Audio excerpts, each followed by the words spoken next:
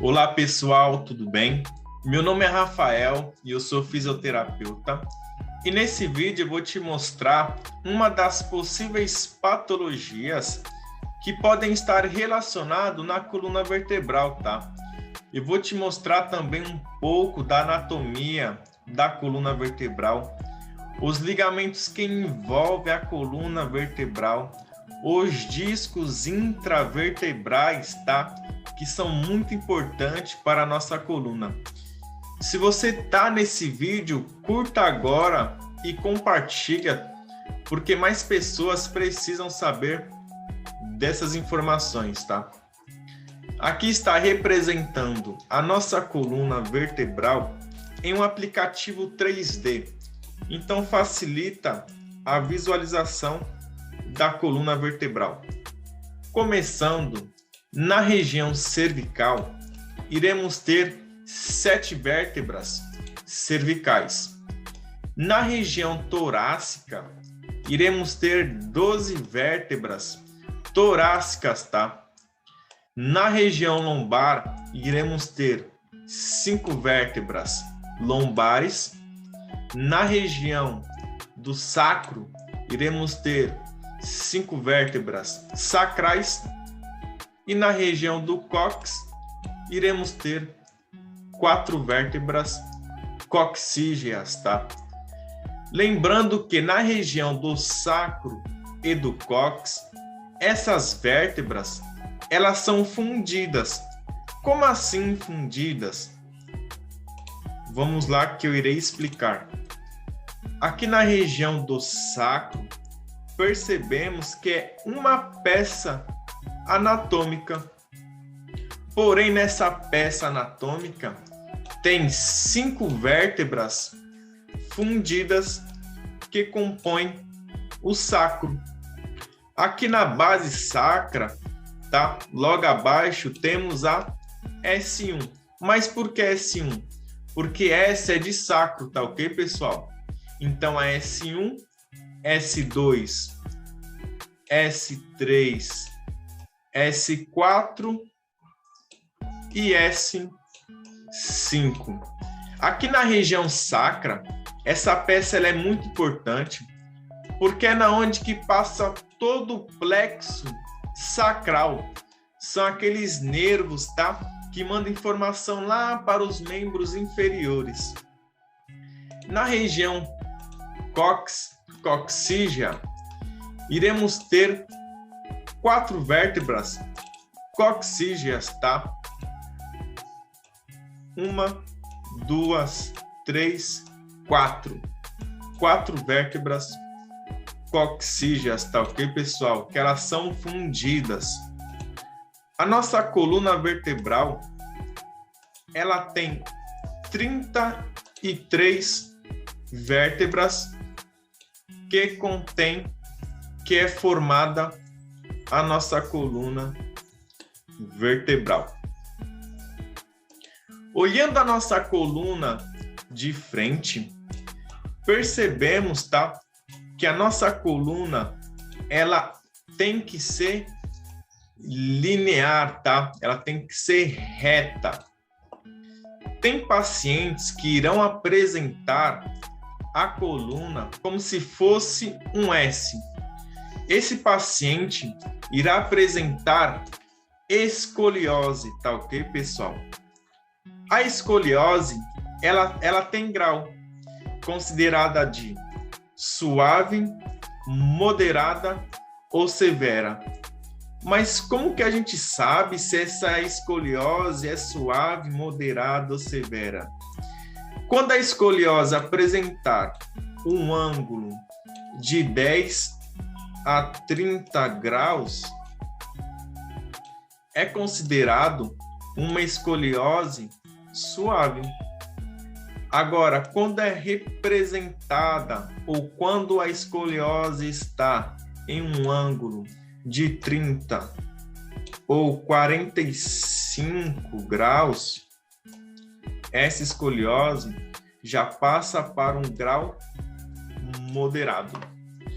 Agora, quando essa escoliose está representando um grau de 45 graus ou mais, essa escoliose é classificada por um grau severo e é sempre importante, pessoal, identificar quais são os fatores que está gerando essa escoliose. E para isso é necessário fazer uma avaliação detalhada da coluna vertebral. Olhando a nossa coluna de lado, tá? Uma vista lateral, percebemos que a nossa coluna ela não é reta que nem olhada de uma vista anterior, uma vista de frente. Percebemos que a nossa coluna ela tem ângulos, tá, pessoal? Esses ângulos são considerados fisiológicos, tá? Todas as pessoas têm esses ângulos. Aqui na região cervical, se classifica como uma lordose. Na região torácica, se classifica como uma cifose. Na região lombar, uma lordose.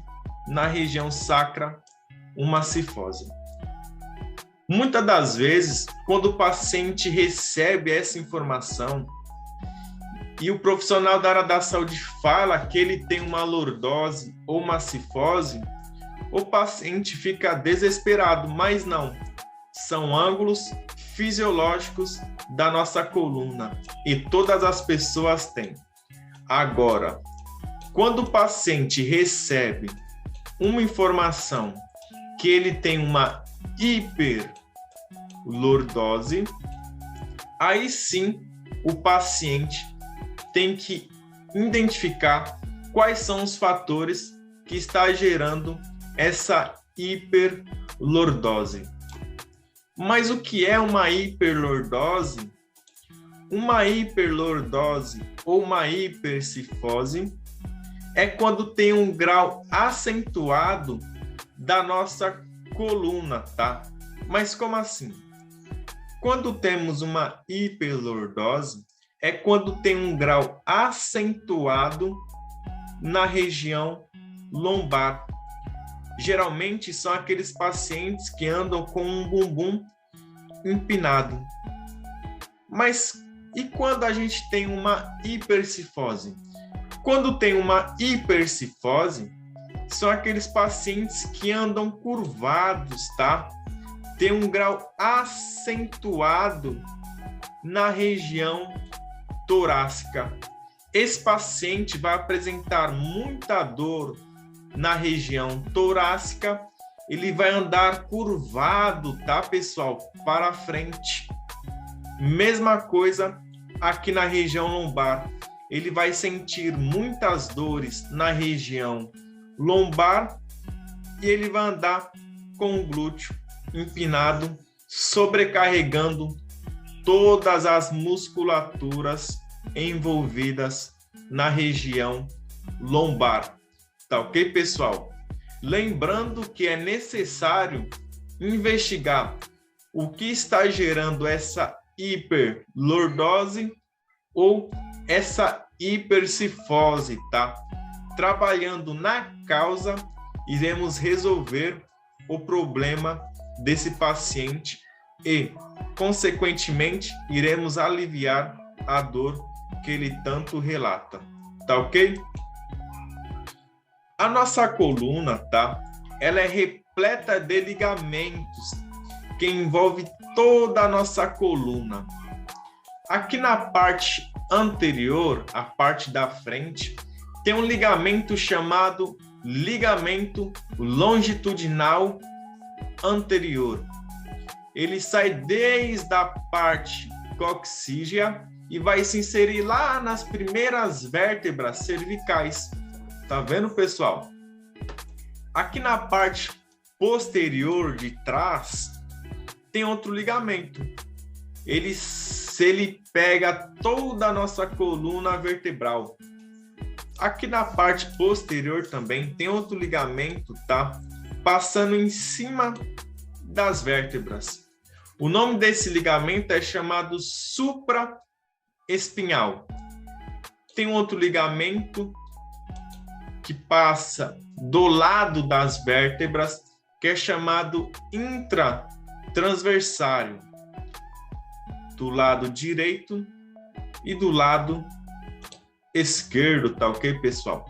Tem outro ligamento chamado ligamento amarelo, um outro ligamento que também é muito importante, tá? Que é chamado ligamento nucal. Ele se insere aqui na 7ª vértebra cervical e vai se inserir aqui na parte occipital do paciente, tá ok, pessoal?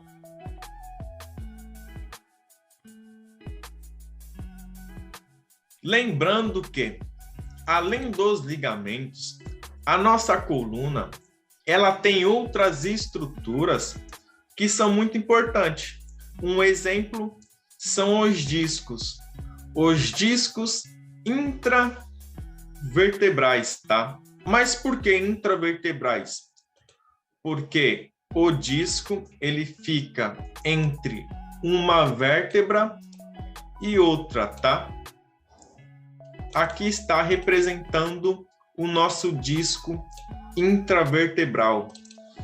Irei ampliar essa imagem para a gente ver como que é a anatomia desse disco intravertebral. Dentro desse disco, tá? Olhando de uma vista superior, dentro desse disco tem um núcleo. O nome desse núcleo é chamado de núcleo pulposo, tá? O que reveste esse núcleo pulposo é chamado de anel fibroso. Olha que interessante nessa imagem. Quando tem uma ruptura desse anel fibroso, acontece um extravasamento desse núcleo pulposo, tá, pessoal? Ele sai do disco. Quando esse núcleo pulposo ele sai do disco, aqui na parte posterior e lateral do disco tem nervos. Quando esse núcleo pulposo sai do disco, ele pinça esses nervos, tá ok, pessoal? Quando ele pinça esses nervos, o paciente vai relatar dor lá nos membros inferiores, tá? Geralmente são aquelas dores que desce queimando. A maioria dos pacientes também irão apresentar sintomas neurológicos, tá ok, pessoal? De acordo com os artigos científicos que eu tenho lido, eles falam que só 10% das pessoas que têm hérnia de disco, tá? Precisará fazer cirurgia. Os outros 90%, fazendo um trabalho conservador com a fisioterapia, eles têm 100% de melhora sem a necessidade de fazer cirurgia, tá ok, pessoal? Então, só 10% das pessoas que têm hérnia de disco precisará fazer cirurgia. Através de uma avaliação detalhada, conseguimos identificar os pacientes que são elegíveis para fazer cirurgia, tá ok, pessoal? Voltando à imagem da nossa coluna, acontece a mesma coisa na região cervical. Quando tem a ruptura do anel fibroso, acontece um extravasamento do núcleo pulposo, e quando tem um extravasamento do núcleo pulposo, esse núcleo ele comprime a raiz nervosa e o paciente irá relatar dores referidas lá nos membros superiores, tá? Uma dor que desce queimando. Então é necessário identificar quais são os fatores que está relacionado com esse paciente para ajudar a aliviar a dor. A nossa coluna ela é repleta de nervos, tá? Então perceba, quando tem um pinçamento do núcleo na raiz nervosa, o paciente irá relatar essas dores referidas, tá ok, pessoal? Se você gostou desse vídeo, tá? Curta e compartilha, porque mais pessoas precisam saber dessas informações, tá ok, pessoal? E aqui eu fico com essa linda imagem dessa coluna vertebral. Até o próximo vídeo, pessoal!